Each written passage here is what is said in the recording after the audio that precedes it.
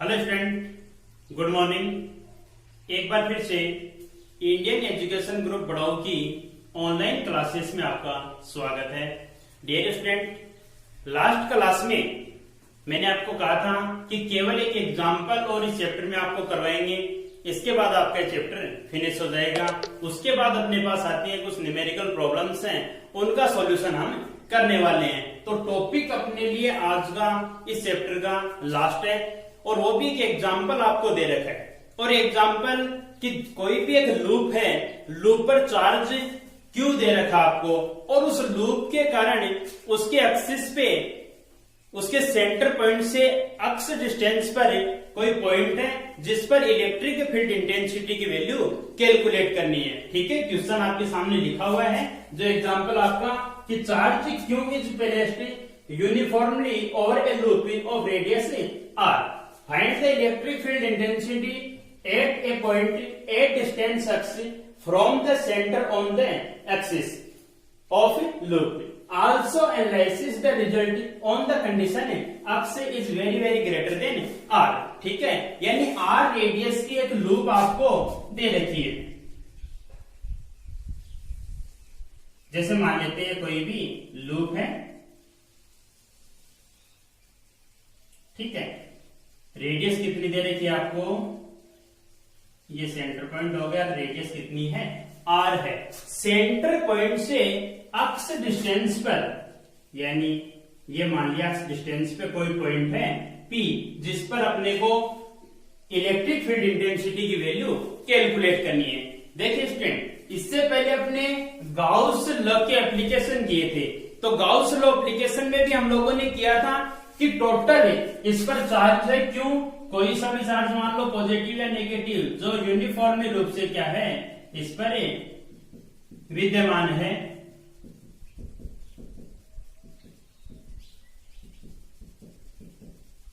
ठीक है, कितना है, क्यों चार्ज है।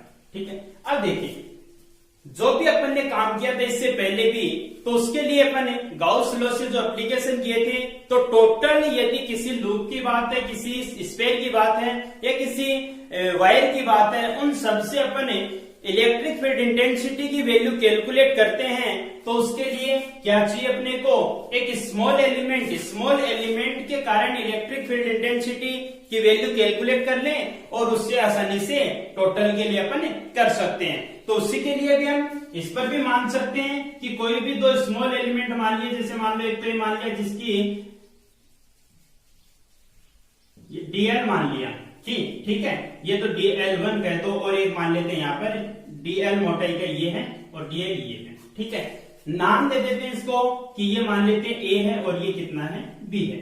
ठीक है, अब आपको पता है कि इस पॉइंट पर जो एलिमेंट हमने माने हैं उन एलिमेंट की वजह से इलेक्ट्रिक फील्ड इंटेंसिटी होगी। ठीक है, ये मान लेते हैं अपने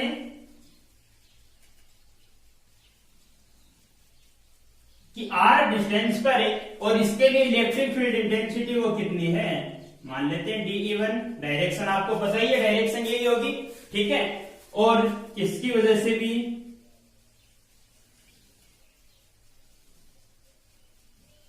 ये हो जाएगा, मान लेते हैं dE2। ठीक है, यानी A एलिमेंट है उसकी वजह से इलेक्ट्रिक फील्ड इंटेंसिटी कितनी है, dE1 है, और डायरेक्शन क्या हो गई, ये वाली, और B जो एलिमेंट है उसकी वजह से कितना हो जाएगा, dE2।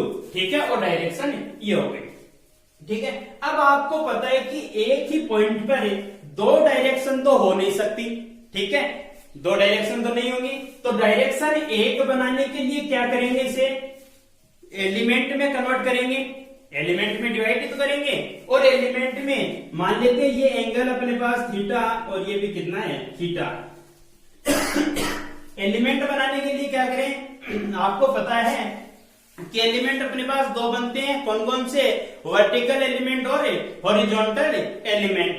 तो इसके लिए जिसके साथ में, जैसे मान लो ये अपना जो मेन एक्सिस है वो कौन सा है, यही है, तो ये एंगल कितना हो गया, थीटा, और ये भी कितना हो जाएगा, थीटा बन जाएंगे। अब आपको पता है कि हॉरिजॉन्टल कंपोनेंट है वो तो कौन सा होता है, जिसके साथ भी एंगल बना है वो कौन सा कंपोनेंट होता है? हॉरिजॉन्टल कंपोनेंट, जिसे किससे इंडिकेट करते हैं? कोस से, यानी रिजल्टेंट और इनटू कोस, ये बनता है। तो इसके लिए करें अपन तो हॉरिजॉन्टल कंपोनेंट तो कितना हो जाएगा? DE2 cos थीटा, और इसका वर्टिकल कंपोनेंट कितना हो जाएगा? DE2 sin थीटा बन जाएगा।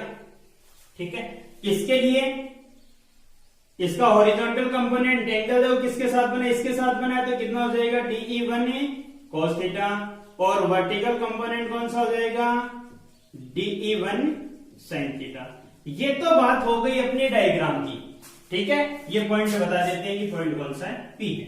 ठीक है, अब देखिए, अब इस पर चार्ज क्यों है? वो यूनिफॉर्मली रूप से फैला है, तो इसके लिए आपको पता है कौन सा, जैसे डेंसिटी की बात करें तो कौन सी डेंसिटी बन जाएगी? इसके लिए लीनियर चार्ज डेंसिटी बनेगी। तो लूप के लिए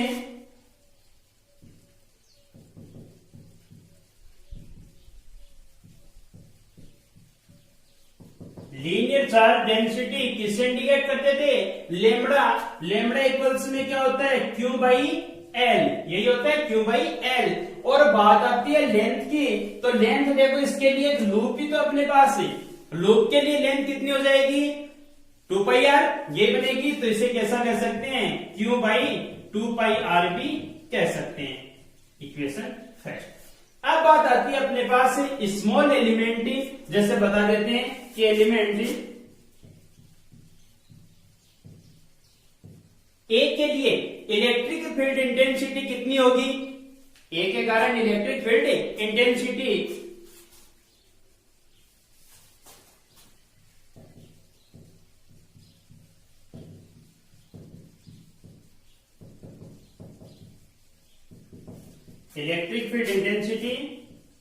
due to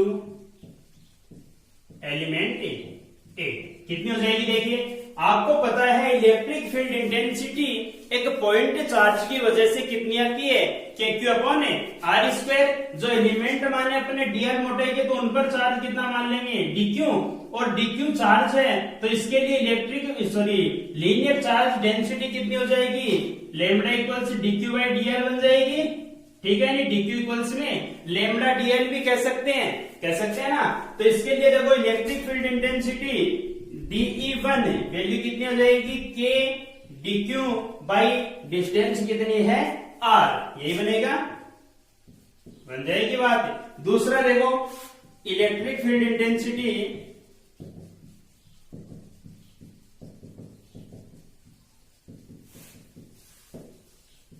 due to element B. Element B की वजह से कितनी होगी? वही डिस्टेंस तो कितनी है? ये भी आ रही है कि नहीं? और आर डिस्टेंस पर बात सेम की सेम वही होगी, तो DE2 भी कितना बनेगा? यही हो जाएगा K dq by R. Equation third. देखो देखिए, DE1 और DE2 दोनों सेम है कि नहीं? यानी DE1 इक्वल से DE2। DE1 और DE2 जब सेम है, तो सेम होने की वजह से अपन इसको किसमें? कंपोनेंट में डिवाइड किया है। अब जब DE1 और DE2, इन दोनों कंपोनेंट को देखो, DE1 DE2 सेम है, साइन थीटा है ही, तो एंगल दोनों एक दूसरे क्या है? अपोजिट है। अपोजिट होंगे तो ये दोनों तो एक दूसरे को क्या कर देंगे? कैंसिल आउट कर देंगे। ठीक है, तो अपने पास रिजल्टेंट इलेक्ट्रिक फील्ड है, वो कौन से कंपोनेंट की वजह से बनेगा? cos थीटा की वजह से। ठीक है, तो देखिए, यहां से लिखते हैं, ये बात तो समझ में आ गई।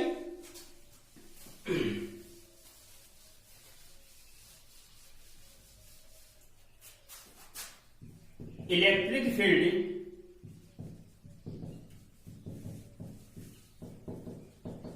इंटेंसिटी एट पॉइंट P कितनी हो जाएगी? EP से इंडिकेट करने। ठीक है, EP कितना हो जाएगा? देखो, दो बातें अपने पास होती हैं। यदि अपने पास फंक्शन के रूप में कोई वैल्यू है, तब तो अपन फंक्शन के रूप में लगा सकते हैं, फंक्शन के रूप में तो टोटल वैल्यू करें तो क्या करते हैं इंटीग्रेशन, और यदि अपने पास एल्जेब्रिक वैल्यू है तो क्या कर देते हैं समेशन करते हैं। यहाँ पर देखो अपने पास फंक्शन के रूप में, क्योंकि डीएल कंपोनेंट माना है, डीक्यू क्या चार्ज है, तो इसके लिए क्या करें इंटीग्रेशन करते हैं। तो ईपी कितना बन जाएगा, कौन सा इंटीग्रेशन हो जाएगा, लीनियर इंटीग्रेशन है, और साथ में क्या आ जाएगा dE1 और dE2 दोनों बराबर हैं तो dE मान ले, और साथ में क्या है cos थीटा, यानी इस कंपोनेंट का क्या कर दिया अपन ने इंटीग्रेशन कर दिया, तो टोटल वैल्यू आ जाएगी, है कि नहीं। अब देखिए यहां से cos थीटा अपने पास, cos थीटा की वैल्यू कहां से लेके आए, cos थीटा है क्या कहीं पर अपने पास, इस ट्राइंगल से या इससे, दोनों से किसी से निकाल सकते हैं, ठीक है ना। तो देखिए पहले वैल्यू पुटअप कर देते हैं, ईपी इक्वल्स में डीई की वैल्यू कितनी थी, K Q upon R square, sorry K Q upon R square, आगे अपन ने लिखा था शायद के क्यू अपॉन आर लिख दिया था। इलेक्ट्रिक फील्ड इंटेंसिटी कितनी आती है, के क्यू अपॉन आर स्क्वायर होता है, ठीक है। तो कितना बन जाएगा एल के क्यू, क्यू की जगह क्या डी क्यू अपॉन कितना है आर स्क्वायर, और साथ में क्या है कोस थीटा। अब देखिए एक तो अपने पास डीक्यू, डीक्यू की वैल्यू कितनी बन जाएगी, ये वाली बनेगी लेमड़ा डीएल बन जाएगी, यहां से कि एक एलिमेंट पर चार्ज डीक्यू है तो उसके लिए लीनियर चार्ज डेंसिटी कितनी होगी, lambda equals DQ by DL. तो यहां से डीक्यू की वैल्यू कैलकुलेट कर सकते हैं, कितनी हो जाएगी लेमड़ा डीएल, लिख सकते हैं इसको। तो ईपी इक्वल्स इंटीग्रेशन एल के डीक्यू की जगह लेमड़ा डीएल, और साथ में क्या है कोस थीटा, और बाई कितना है आर स्क्वायर। आई बात समझ में, ठीक है। अब यहां से अपने पास आर आ गया, ये कोस थीटा, दो हैं जिनकी वैल्यू अपने को नहीं पता, यहां से कैलकुलेट कर सकते हैं अपन।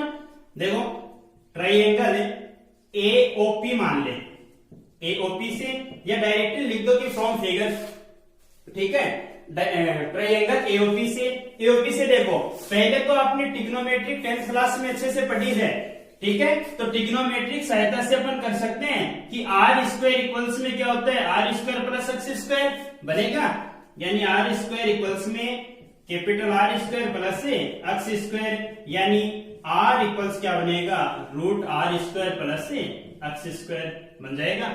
ये तो आ गई आर की वैल्यू। कोस थीटा की वैल्यू कितनी होगी, कोस थीटा क्या होता है आधार बटे, ये लिखते हैं अपन एल ए एल बटे,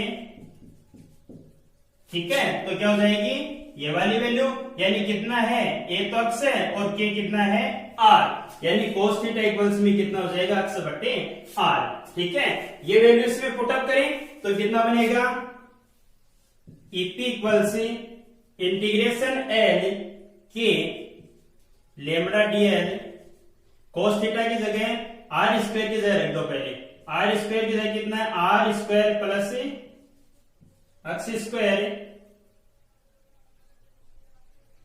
ठीक है। एक मिनट एक बार ये लिखते हैं अपन, कोस थीटा कितने एक्स बाई आर, और ये कितना है आर स्क्वायर, ठीक है। देखो आर स्क्वायर एक आर क्यूब हो गया, ठीक है। तो कितनी वैल्यू बनेगी EP equals integration L K lambda DL by R cube, और इंटू कितना है अक्स, ठीक है। अब आर की वैल्यू पुटअप कर दीजिए, ठीक है। तो कितना हो जाएगा EP equals integration L K lambda DL by R की वैल्यू अपने पास R square plus X square है, ठीक है। और इसकी पावर 1/2 तो ये रही और 3 ये रही, तो टोटल वैल्यू क्या हो जाएगी 3/2, और साथ में कितना है अक्स है। बात समझ में आई इतनी, ठीक है। लिख सकते हो आसानी से ईपी इक्वल्स में integration L K lambda DL upon R square plus X square की पावर 3/2 और इंटू क्या है अक्स है, ठीक है।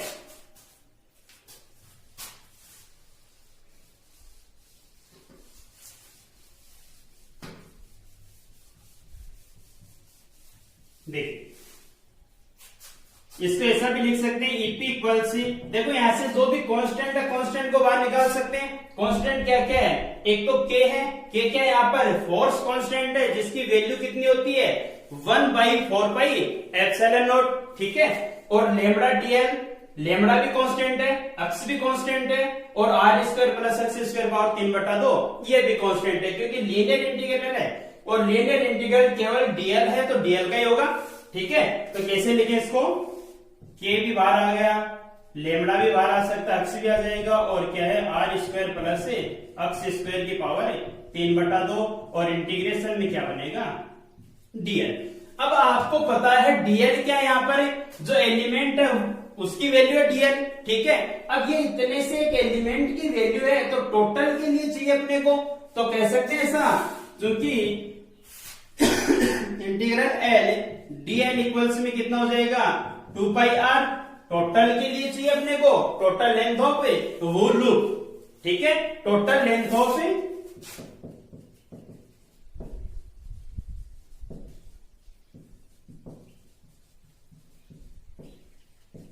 बन जाएगी, वैल्यू पुट कीजिए तो कितना बनेगा ईपी इक्वल से K lambda X by R square plus X square की पावर 3/2 और इंटू कितना है 2πr। ठीक है, बात समझ में आई कि नहीं? तो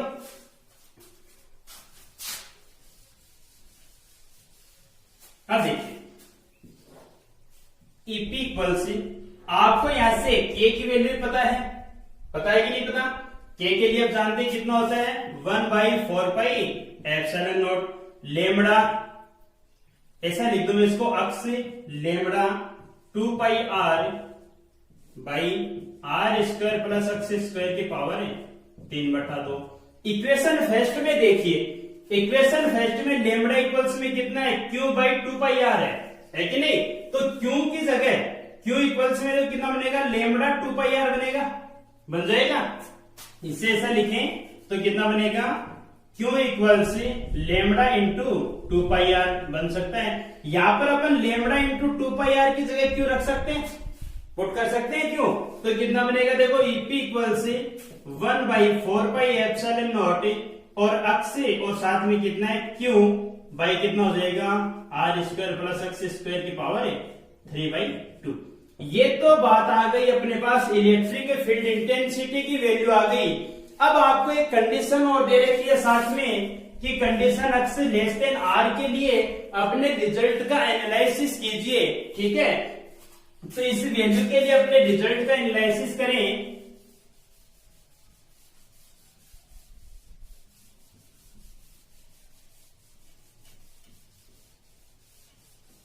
तो देखिए कितनी वैल्यू बनेगी, कंडीशन कितनी अपने पास X is very very greater than R. ठीक है, अब आपको पता है कि एक्स आर की तुलना में बहुत ज्यादा है, तो अब इससे ज्यादा मान है तो अपन ऐसा कह सकते हैं then R square plus X square is approximate equals किसके हो जाएगा एक्स स्क्वायर के। यानी ये वैल्यू ज्यादा है ये कम है, तो इसमें यदि ऐड करेंगे तो इस पर कोई प्रभाव नहीं पड़ेगा, जो ज्यादा वैल्यू है वही रहेगी। फॉर एग्जांपल यदि अपने पास मान लेते हैं कि एक वैल्यू 1 है और एक आपको कहते हैं कि एक दूसरी वैल्यू 0.0001 है। ठीक है, तो यदि एक आपको कंडीशन यही देते कि एक है वो इस वैल्यू से बहुत ज्यादा है, ठीक है, तो एक में यदि अपन इस वैल्यू को ऐड करेंगे तो कोई फर्क पड़ने वाला है क्या, 0001 बनेगा, यानी लगभग अप्रोक्सीमेट इक्वल्स किसके होगी 1 की होगी। ठीक है ना, तो इस अकॉर्डिंग कह सकते हैं अपन ऐसा भी कि R square plus X square approximate equal से एक्स स्क्वायर बनेगा। तो अपने पास इक्वेशन कितनी हो जाएगी 10 EP is equals 1/4πε0 X Q by कितना हो जाएगा R square plus X square की जगह पुट करें एक्स स्क्वायर और पावर कितनी हो जाएगी 3/2 बनेगा, यानी 2 से 2 कैंसिल और ईपी इक्वल से 1/4πε0 और क्यू एक्स या एक्स क्यू बाई कितना बनेगा एक्स की पावर 3, एक पावर और कैंसिल हो जाएगी यहां से एक्स से हो जाएगी, तो वैल्यू क्या बनेगी अपने पास ईपी इक्वल से 1/4πε0 क्यू बाई एक्स स्क्वायर ये बनेगा। इसको अपन ऐसा भी तो कह सकते हैं, ईपी इक्वल से ये तो के है ही, यानी के क्यू अपॉन है अक्स स्क्वायर। अब भाई ध्यान देने लायक बात अपने पास है कि अपन ने एक पॉइंट चार्ज की वजह से इलेक्ट्रिक फील्ड इंटेंसिटी की वैल्यू कैलकुलेट की थी। कितना था? के क्यू अपॉन आर स्क्वायर। ये था के क्यू अपॉन आर स्क्वायर। यहाँ पर भी देखो, वहां पर डिस्टेंस दी थी अपने आर और यहाँ पर डिस्टेंस अपने पास है अक्स। तो कितना बन गया? सेम ही बात है दोनों के लिए कि अपॉन में डिस्टेंस का स्क्वायर और ऊपर कितना है? के क्यू। ठीक है, यानी बात वो की वही है। तो ऐसा भी कह सकते हैं कि यूनिफॉर्मली चार्ज कोई लूप है वो भी किसके सेम रहेगी? एक पॉइंट चार्ज की तरह ही क्या करेगी? बिहेव करेगी। ठीक है ना, एक पॉइंट चार्ज की तरह ही उसके लिए वैल्यू आएगी। कोई भी उसके आउटसाइड कोई पॉइंट अपन ने लिया है, उस पॉइंट पर इलेक्ट्रिक फील्ड इंटेंसिटी की वैल्यू एक पॉइंट चार्ज की वजह से इलेक्ट्रिक फील्ड इंटेंसिटी की क्या होती है? बराबर होती है। ठीक है, बात समझ में आई? तो ये था अपने एक छोटा सा पॉइंट, एक एग्जांपल था। ठीक है, और इस एग्जांपल के साथ ही चैप्टर आपका फिनिश है। ठीक है, अब न्यूमेरिकल प्रॉब्लम है, वो न्यूमेरिकल प्रॉब्लम हम करेंगे नेक्स्ट वीडियो में। तो आज के लिए इनफ है, बात समझ में आई होगी। अच्छे से ध्यान से पढ़िए और समझने का प्रयास कीजिए। ठीक है ना, इतना कोई टफ है नहीं, आसानी से समझ में आ जाएगा। तो आज के लिए बहुत इतना, थैंक यू।